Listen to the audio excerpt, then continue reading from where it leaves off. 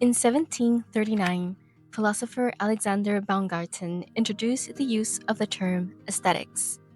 Musings on the nature of beauty, though, go back all the way to Plato and Confucius. Evidence exists of developed art traditions in most ancient cultures like China, India, Egypt, among others. It is only recently that a branch dedicated to this study has emerged. Neuroaesthetics studies how natural objects, artifacts, and the environment influences perception, emotions, and decision making.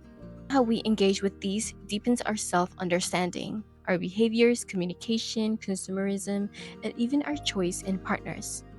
Neuroimaging studies note how several brain regions activate with many different aesthetic exposures. In my previous video, Why You Should Be Making Art in 2026, I talked about how viewing and creating art has many health benefits.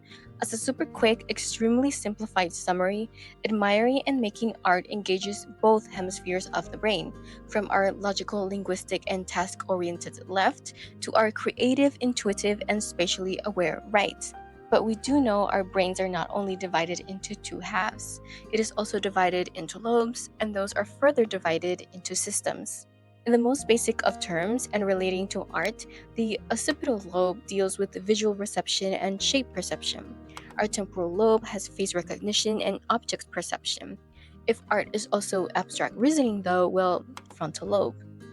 If we're talking systems, art activates our emotion valuation system, which is feelings of reward and enjoyment.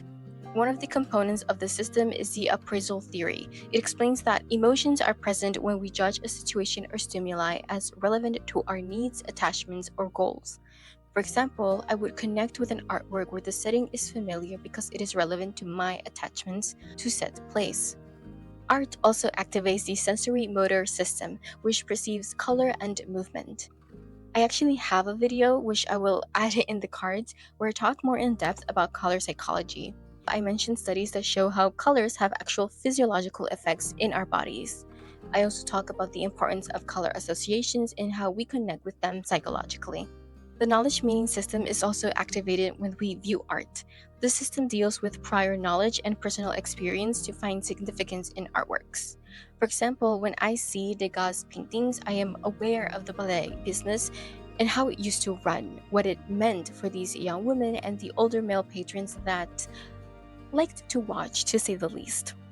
I myself have encounters with such types of men, so I can connect and find meaning from previous knowledge and personal experience.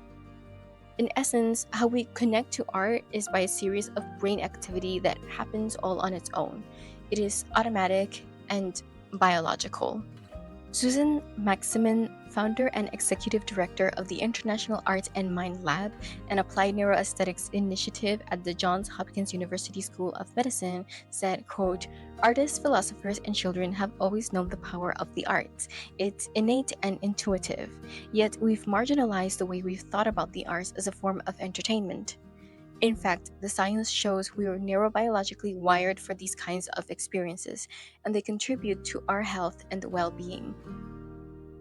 But why do we connect to art emotionally? The answer is empathy. Because to connect with anything outside ourselves, we need empathy. In fact, our understanding of empathy was born out of the visual arts. Philosopher Robert Vischer coined a word in 1873 that translates from German to feeling into. He used it to describe the projection of human feelings into inanimate objects and art. Philosopher Theodore Lipps described the relationship between art and empathy as an imaginative projection of our feelings into or onto art. Philosopher Roman Ingarden describes this process as the emotional co-experiencing of psychological occurrences of portrayed persons. We project a life onto a person that doesn't have one, because even if we are looking at a portrait of a real person, the possibility is that we don't know who they are. All we have is a painting.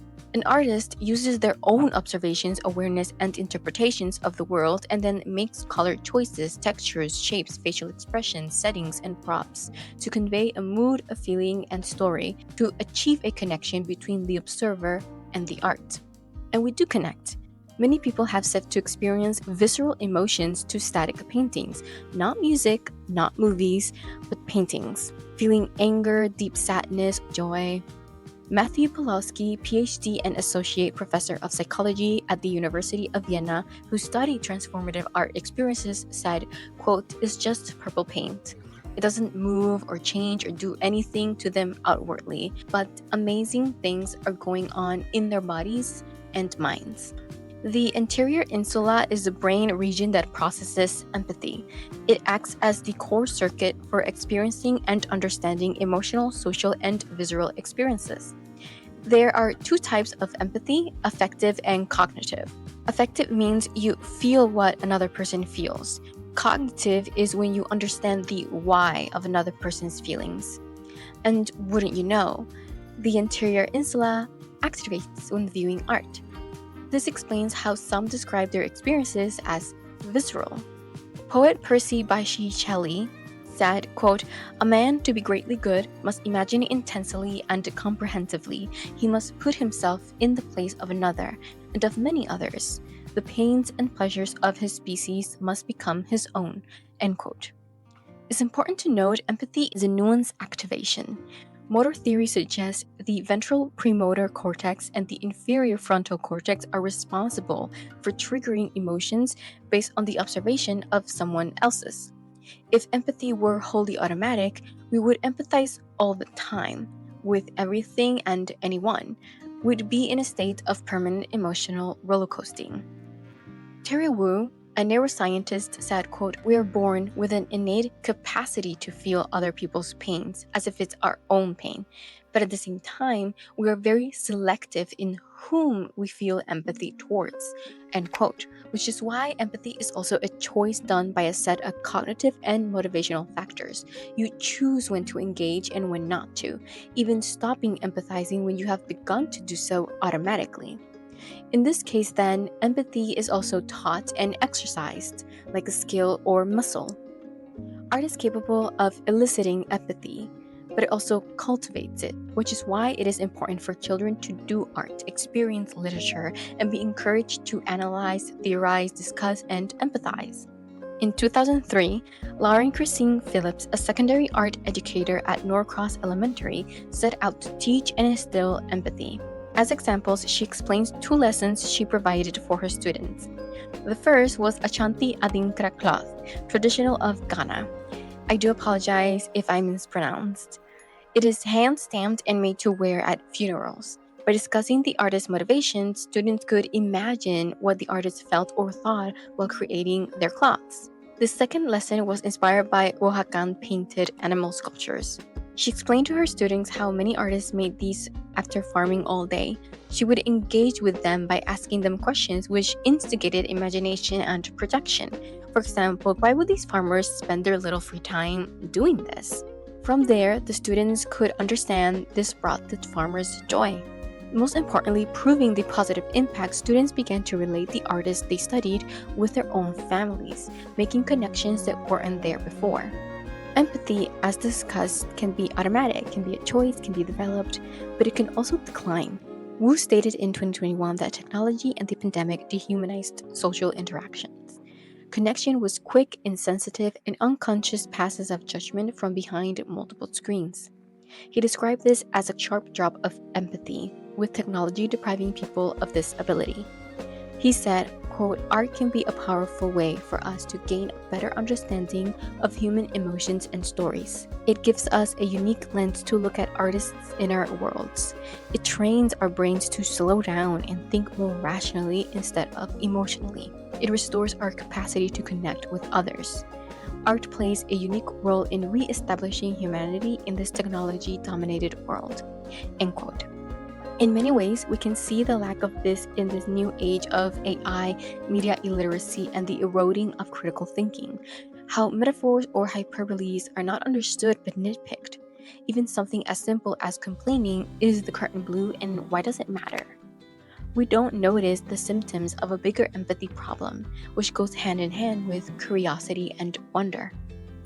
Carleen Gartner, Director of Learning Innovation and the Center of Empathy and Visual Arts at Minneapolis Institute of Art, said in a 2021 interview, quote, "Art is an expression of the human condition, and this medium allows and encourages us to experience the emotions and perspectives of other people, including those of the artist who created it, the person/people depicted in the artwork, as well as those of the people you experience and discuss it with," end quote. The Oxford Dictionary defines art as the expression or application of human creative skills and imagination to produce works appreciated for their beauty or emotional power. This means art is, first, human-made, with skills we have learned, grown, and sharpened. Charles Eames, designer, architect, and filmmaker, said, quote, "Art resides in the quality of doing. Process is not magic," end quote.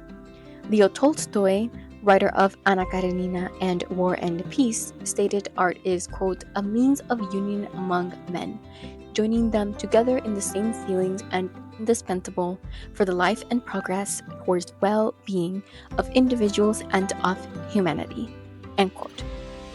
How and why we connect to art may be a series of complex, invisible processes in our brains, but art is the physical manifestation of all those processes, an endless loop, where a brain activates to create art and another activates by observing it. That's how I find myself, a Puerto Rican in 2026, empathizing with a Dutch man who painted in the mid to late 1800s. As my grandmother would say, "Yo no estaba ni en la tierra de los cabros," translated as, "I wasn't even in the land of the goats." But that doesn't stop me, and it shouldn't stop you either. Thank you for tuning in. Click on the subscribe button down below and have a magical day.